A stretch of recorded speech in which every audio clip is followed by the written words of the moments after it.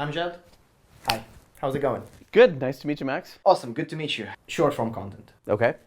For me, when I was growing up, watching YouTube, it was Casey, Gary Vee. I also moved to the UK. I didn't really speak English that well, so I was watching all the UK YouTubers Okay. at a time to just learn how to say certain words. My sister, who is 16 now, for her, now, YouTube is 1 minute videos. And when I told her, for example, that I'm looking to make more long form stuff, she's like, why? How was the shift felt at YouTube? Like, did you feel this idea of like, we have this legacy kind of like 10 minutes plus, like this is what we really are known for, and we're gonna navigate this like new world of short form video? I wonder, how did you feel at the time before launching YouTube Shorts? It's a really good question. And I think it's the same feeling that a lot of creators have as well. It is hard to reinvent yourself, and it's hard to think about what's next when things are working so well.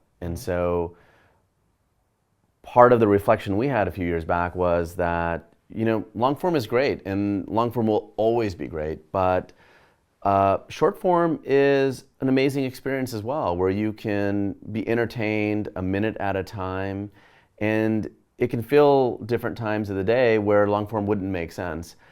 It was hard for a lot of us inside the company to also understand that, because it was a change in the way we thought about the product and what we thought was important. And so a lot of that same change that creators are now going through, where they're trying to go from long to short or short to long, we also are going through that and went through that this past year. But what I've realized is that the power is for creators being across multiple formats, whether that's live, whether that's podcasts, long form or short form. That creative energy spread across formats will allow you to reach audiences across different segments and different demographics at different times of the day. And I think that that's probably the biggest change that we've had in the last 10 years. Oh wow. Can you still be a great creator and just stick to one thing? And then is there a danger, as there's more kind of things available, more formats available, that you kind of spread yourself too thin and start doing formats that you're not necessarily good at? So let's start with the first part of the question. You absolutely can be successful by just choosing one format, whether it's live, whether it's short, whether it's traditional long form. There's no reason why you can't be successful as a creator focusing on one format. I think it really depends on your personal passion, your audience and what they're looking for, that will help guide you to which formats you explore. There are creators who are strictly short format and they're doing well. There are creators who are strictly long form and doing well. I think you have to make that decision based on your own channel circumstances. It is uncomfortable, and I think it's an exploration too. And I think that sometimes is a bit of a surprise to folks, is that you will have to learn what are the tricks of the trade of the other format, because it's not just a 60-second video. It's telling a story in 60 seconds, which is different than telling a story in 10 minutes, which is different than a 3-hour live stream where you keep people engaged over the course of 3 hours. It feels like it's the same, but it's actually quite different. Which one do you think is a harder shift? Long to short or short to long? I don't know. I think I'm going to upset like a whole group of people with whichever answer I give. I think that it is probably harder to do a long form. I mean, I think keeping 15, 20 minutes interesting is a really tough challenge. I think that you can make 60 seconds really interesting. And I think that when it comes to something like production quality, the expectations are also much lower for something that is 60 seconds, where you might spend work on getting the copyright and getting the filming all done well for a 20-minute video. On a 60-second video, I think you do it, and if it's great, it's fine. If not, you move on and you try it again. So it's great that finally there's shorts monetization.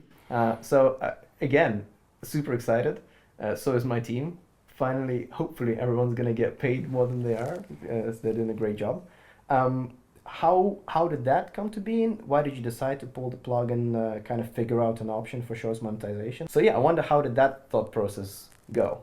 It goes back to the founding of the partner program. We've always viewed YouTube as a partnership between us and the creators. And when the platform does well, the creators do well. And I think that was the founding idea behind RevShare.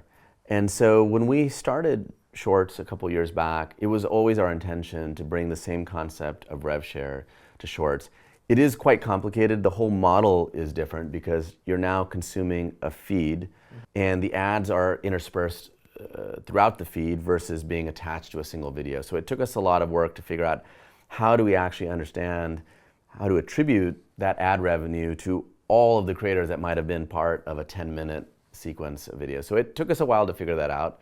We spent most of this year doing it, and early next year we will be starting to share revenue on short form videos. What are your kind of personal expectations from that? Like the first few months when it's on, what are you looking to see? What I'm most happy about on this is that the way this works is the way the hallmarks of long form as well, is that as we build out the business and as advertisers come to advertise in short form video, creators will continue to grow their revenue as well. Yeah. And I think that that's been this challenge with these funds, is that the funds are fixed funds, and the more creators that are earning, the more it gets diluted across all of those creators. And this will give us a chance to move away from that. And I think remove the ceiling and allow creators to earn based on the number of views they drive and the amount of revenue overall for YouTube. And I think that's a big difference from the funds that other platforms have. What I'm most excited and looking forward to is just seeing that take off in the way it did for long form video 15 years ago. For example, a criticism that I get sometimes, which is so strange, is that me as a person and us as a channel are in some way contributing to the decreasing attention span of the audience. Like, you make short videos, so you are the reason why my kid can't focus at school, because the videos are so short. If you made longer, But when I started doing this, I kind of went to where the market was at that time. And to me, it seems like, okay, the attention span is an issue, but it's here. Like, I don't know what I can do about it, so I might as well, in that short attention span that my audience has, serve them something good. Right. And that was the thinking. I don't know if at YouTube you think about, because as an organization, like, you're incredibly influential in young people's minds. I don't know what you think, actually, YouTube perspective and your personal perspective on just attention spans right now. Let's say Gen Z, but I think it's not kind of generation specific. So at YouTube, we're parents, we're brothers, sisters, members of the community, and so we do actually think deeply about problems like this, and we want to make sure we understand the impact our products have.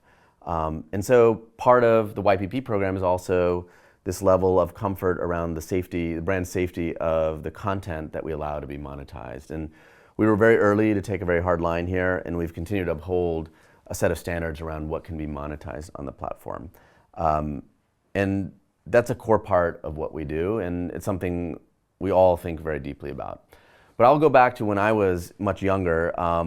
People were worried about music videos bothering kids and video games, and that was always what my parents were so worried about, is stop watching MTV, stop playing video games because it's corrupting our youth and taking them away from their studies. And what I found is that every few years it's something different that people are worried about, and rightly so, because it's new and it's unknown. And I think we as a platform want to make sure that content is healthy, and I think we want to make sure that creators who are monetizing are doing it with the right focus and the right intentions. We don't want to monetize videos that are violative of our rules. But it's also important for folks to take responsibility around how much time they spend on their phone, whether it's watching short format video or playing Candy Crush or other games. Like, there's a whole element of personal responsibility here that I think is important as well. You want to hear a crazy thing? Yeah, let's hear it. I've never played Candy Crush. Okay. No, once in my life. I've seen so many people playing it. I don't even know how it works, but it's such a huge game. Have you played it? It is a huge game. I played it a long time ago. Yeah. But before short form video, that's what people were doing on their phones at the bus stop, is playing their games, and every few years it's replaced by something else. I mean, what I love about your content is in that 60 seconds you're actually learning something, and it's something interesting and it's thought-provoking, which I think is great snackable content. Snackable, I like that. Yeah. This is cool. Okay, talking about creators that you watch. Okay. Actually, of course, I'm one of them. This is great. But aside from myself, who do you watch on YouTube? Well, it changes. So lately, I watch often with my kids, and there's a small creator. He's based out of Canada, super small creator, and he does solo camping. His name's Xander Budnick. He goes off in the Canadian wilderness with a tent and a bag and usually a lot of food, and he spends 3 days alone. And we just love watching him for 20 minutes go through 3 days of camping. I think what's most interesting for me as also a YouTube employee is just watching over the years how both his craft has changed. Her earliest videos, there was very little spoken word, and now he speaks a lot more. Also, the quality of his gear has changed, and I think it's just amazing to watch that evolution over the last few years. My kids love, there's another creator, Mariah Elizabeth, really big in art. Every Friday she has a drop of a video. Every Friday my two girls are sitting there watching her latest drop. So that's always a big event in the house. Those are a couple of the creators we watch quite a bit. Question about YouTube. In 20 years, let's say, I'm going to be 47, probably still making videos. Where do you see YouTube in 20 years? Wow, 20 years is a really long time. I hope to see YouTube making it much easier for people across the world to find their voice. And maybe creation is now algorithmic and you're no longer trying to get a studio and the right backdrop. That creation today, I mean, if you think about it, probably the biggest dimension that will change. 15 years ago when you created a video, it meant getting a lot of equipment, it meant having a powerful desktop computer to do editing, and uploading it meant you had a fast connection. Now you're doing that all on your phone. I imagine in the next 10 to 20 years, that creation changes dramatically where most of your backdrop is algorithmic, your animation could be algorithmic, and we're able to annotate parts of the video based on AI. And I think AI will change the whole concept of creation in a way that we can't yet imagine. I think that will be probably the most dramatic shift. I hope YouTube is still around. And I hope the way we've been able to connect people to information and content remains the way it is. I mean, when I was growing up, if you wanted to learn about something, it meant finding a really smart person or going to the library and finding the book. And you might spend the whole weekend getting the answer. And now it literally is a YouTube search away, whether you're repairing your phone or you're learning to be a better artist, it's all right there. And I hope that continues. What do you want more of, let's say, on YouTube? As you know, you work at the company, you're a consumer of the content, like what is not there at the moment? Because I feel like everything is there. I wonder if you can think of anything that is not on YouTube. Everything, I mean, that's literally what people say, is everything you're looking for is on YouTube. If I could ask for anything more, it's educational content. I mean, things change and expectations change and products change, and I think the more we have that covers different languages, different regions, I think that adds to this rich corpus. Like think of it as a library, if you will, and we're better off with more books, more content, coverage across more languages. Like that would be my hope. You know, we're great with English language content. That's where we started. But when you get into the next 20 or so languages, coverage starts to drop off, and not everyone speaks English. Getting back to kind of 20 years from now, one of the things that I also hope to do is create a way for every piece of content to be available in every language, translated on the fly, explained on the fly, so that people can benefit from what we've all benefited from. Yeah, that would be super cool. All right, awesome. Thank you so much for the chat. Thank you, Max. Thank you. Good to spend time with you.